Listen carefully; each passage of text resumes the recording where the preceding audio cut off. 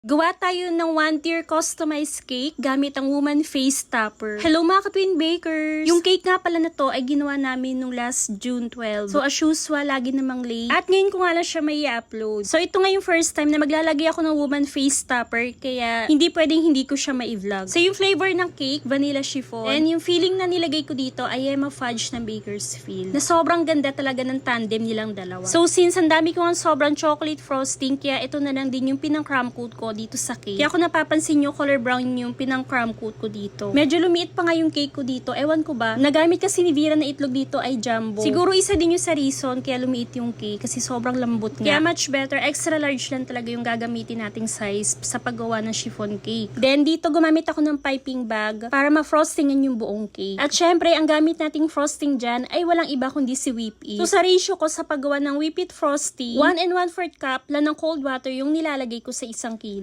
Stick na ako sa ganyan ratio ever since para stable na stable yung frosting nating sa cake. Then after niyan, gumamit ako ng metal scraper para mapakinis yung cake. Then fill in ko lang din ng frosting yung may mga gaps na hindi naaabot ng scraper. So para naman sa design ng cake, gumamit ako ng ganitong stencil. Anyways, nakalimutan ko nga pala sabihin, nag-less nga pala ako sa water dito sa frosting kasi nga gagamit ako ng ganitong stencil. Then naka-overnight chill yung cake na to bago ako maglagay ng stencil dito sa cake. At huwag nyo din kakalimutan na pahira ng vegetable oil. Ang gagamitin yung stencil bago ilapat dito sa cake. In that way, magiging smooth pagtanggal nyo ng stencil dito sa cake. At hindi masisira yung design ng stencil nyo. After ko maglagay ng frosting dito, ay in-scrape ko siya gamit itong metal scraper. At tignan nyo naman ang result. Hindi man perfect na perfect, pero pasado na din, diba? Medyo may mali lang ako dito sa cake kasi yung pangalawang gawa ko, hindi ko muna siya nilinis, yung stencil. Tapos hindi na din ako nagpahid ng vegetable oil. Kaya naging ganito yung resulta sa ikalawang try ko. So dapat malinis yung stencil, then papahiran nyo siya ulit ng oil bago ilapat dito sa cake. Anyways, okay lang din naman niya. Maganda pa din naman siya tignan, diba? Pero mas maganda sana kung medyo matangkad yung cake ko dito. Then yung mukha ng babae dito ay sarili kong gawa. Kinat ko lang siya using Cricut machine. Yung face topper, nag-search na ako sa Google. Then yung ginamit kong settings dito sa Cricut ay intricate then less pressure. Sobrang natutuwa nga ako dyan kasi kahit manipis, hindi man lang siya nasira. So yung cake nga pala na to ay ibibigay namin kay Manang April na bagong katuwang namin dito sa bahay. At ito nga yung napili kong design kasi ito yung gusto kong gawin at bagay naman sa personality niya. At dito nga gumamit ako ng mga artificial flowers. At dito naglagay din ako ng mga maliliit na gold radges. At sa final touch ng cake na to, gumawa lang ako ng name topper. Gumamit lang ako ng cardstock at kinat ko lang siya sa Cricut machine. Then ito na yung kinalabasan na ating cake. Sobrang happy naman si Nang April. Sabi niya pa nga para lang daw siya nag-debut. So kahit late na ay belated happy birthday pa din sa'yo ng April. At thank you sa pag-aasikaso sa amin sa araw-araw. So yun lang guys, sana nagustuhan yung cake vlog natin for today. Thank you for watching!